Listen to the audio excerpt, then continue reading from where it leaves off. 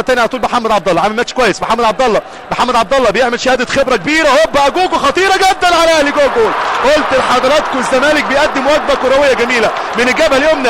وادي هنا اللاعب الدبابه البشريه او البلدوزر الجديد او احد اللعيبه اللي من نفس الفصيله والنوعيه بتاعت مدرسه عمرو زكي. يتقدم الزمالك بهدف ثاني عن طريق بيقول لك انا كريزي مان، انا المجنون في هذه اللقطه. ودي فرحه معبره لجماهير نادي الزمالك. لاعب اللي احد مواليد عام 79 على فكره، انضم 2008 لنادي الزمالك. هذا اللاعب احد نجوم نادي نوتنغهام فورست الانجليزي، لعب لبروستر روفر ايضا بدوري الدرجه الاولى الانجليزيه. وادي الهدف الثاني في مرمى النادي الاهلي.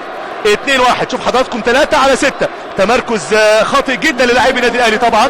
وادي الهدف الثاني لصالح اللاعب اجوجو. محمد عبد الله النهارده محطه مهمه جدا. قد يتفق معايا الاثنين الكباتن الكبار الخالدين بيومي وبيبو، ولكن الحقيقه فارق كتير في الجبهه اليمنى محمد عبد الله بالسنده الحلوه ووجه القدم الخارجي بالنسبه لاجوجو. الهدف الثاني ليه مع القلعه البيضاء.